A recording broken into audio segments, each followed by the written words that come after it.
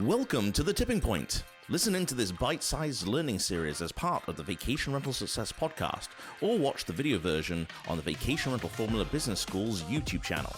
This episode is brought to you by the kind sponsorship of Price Labs, who will help increase your revenue and occupancy with their dynamic pricing and revenue management tools. Price Labs have just launched their 2023 breakthrough release of the next generation of revenue management. This brand new cutting-edge solution leverages hyper-local data to optimize rates and increase your revenues like never before. Visit the link in the description of this episode for more information. Get ready to fire up your business. Here's your host, Heather Bayer. Welcome to another episode of The Tipping Point, and today I'm talking about welcoming your international guests.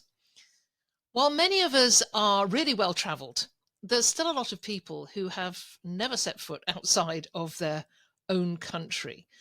And if they have, and they may have gone to a resort or a hotel, they've probably never rented a car, they've never travelled the roads, and they've had no need to abide by the rules of another country. But when they do, if they transgress in any way, the police are unlikely to give them a free pass just because they don't live there. Well, maybe in some places they will, but hey, you know your locations better than I do. So you don't want your guests to get caught out by some of the regulations and customs that may seem common sense to you, but in fact are completely alien to people who've never visited your shores before. So in this episode, I'm going to suggest some things you may want to let your international guests know before they arrive. So since we've been talking about driving, let's talk about that. British and European drivers are very used to roundabouts. You probably call them traffic circles. So your visiting drivers are going to be really comfortable using them if you have them in your location. And most other road signs are going to be familiar as well. So you'd think, well, what's so different? Well, there's a couple of things that they may never have come across. And it's the things that you do in your own country that aren't readily signposted that could land your guests in trouble, or at the very least make them annoying to other drivers. The first one is, if you're in North America, you can turn right on a red light in certain cases. In fact, many instances you can turn right on red. You're not permitted to do this in UK or Europe, which means those newly arrived in North America aren't going to move until the light turns green, and they'll be completely confused when the drivers behind them get upset. Then there's the four-way protocol. There's no such thing as a three-way or a four-way junction over the pond. It's probably because they have so many roundabouts, or traffic circles, that keep traffic moving that makes it entirely unnecessary to have this thing where a sort of dance takes place at a junction and people seem to know exactly when it's their turn. I remember experiencing this for the first time, coming up to a junction with four roads converging and seeing this very disciplined movement of vehicles with nobody in charge. Fortunately, we were about 4 cars behind and got the idea pretty quickly. But if we'd got there first, it might have been a very different matter.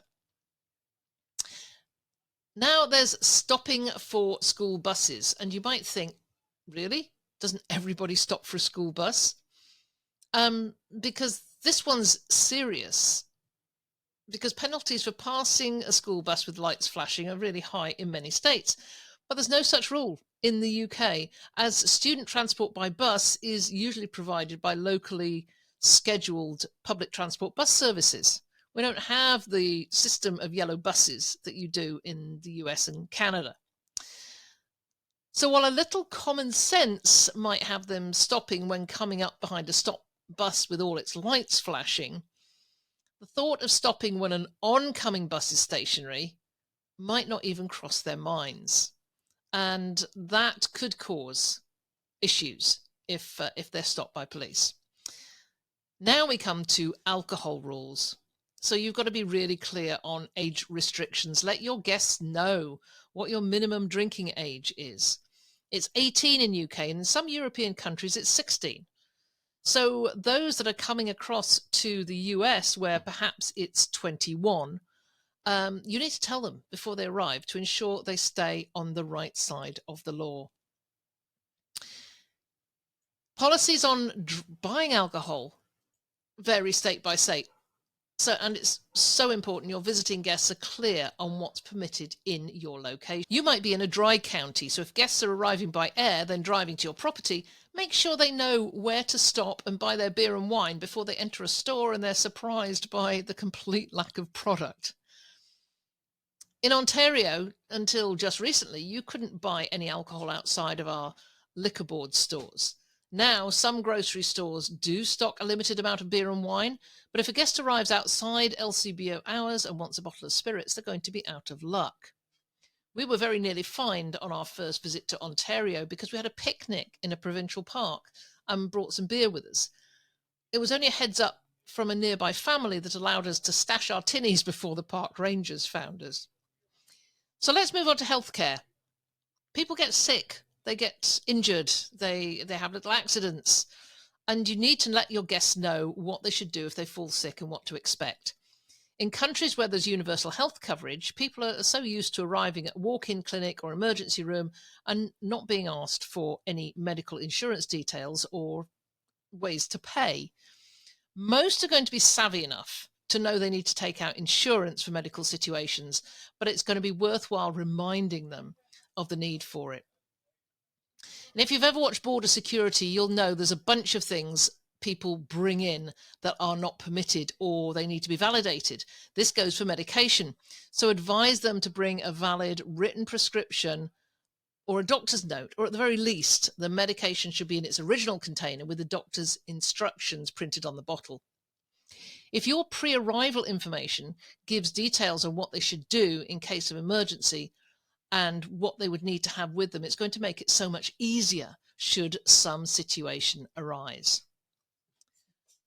Finally, I recall crossing the English Channel to France way before Brexit on what we called a booze cruise. It was a time when beer and wine was significantly cheaper, and we'd cross a couple of times a year to load up the car for a few months. That time we were halfway across the English Channel when I noticed a sign reminding all on board that it was a national holiday in France and all the stores were closed. That was such a blow. We'd driven 3 hours to get to Dover and were so excited about our shopping trip. We were able to turn lemons into lemonade as we got off the boat, found a nice restaurant for lunch, walked on a beach, and then got back on the ferry for the trip home. But we were really disappointed and kicked ourselves for not knowing about the French holiday.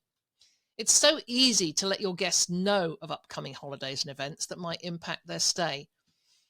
Other advice for travellers could involve information on public transport, places to avoid during busy times, parking restrictions, and any local customs. In fact, anything that may seem common sense to you, but would be a new thing for an overseas visitor. So think about your location and what a newcomer might need to know. Make a list and organise this into a guide for international travellers to your location. Put it on your website, add it to a digital guidebook, make a valuable download that you could use as a lead magnet for visitors when they come to your site. So I've created a sample guide you can use as a template, and you can download that from the link in the description on YouTube or from the show notes if you're listening to this by audio. So that's it. Many thanks for listening to this episode of The Tipping Point.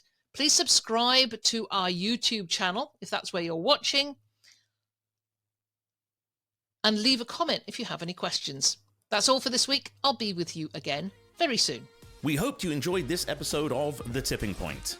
Don't forget to check out this week's sponsor, Price Labs, to help you master the art of dynamic pricing for your short-term rental business. Click the link in the description of this episode for more information.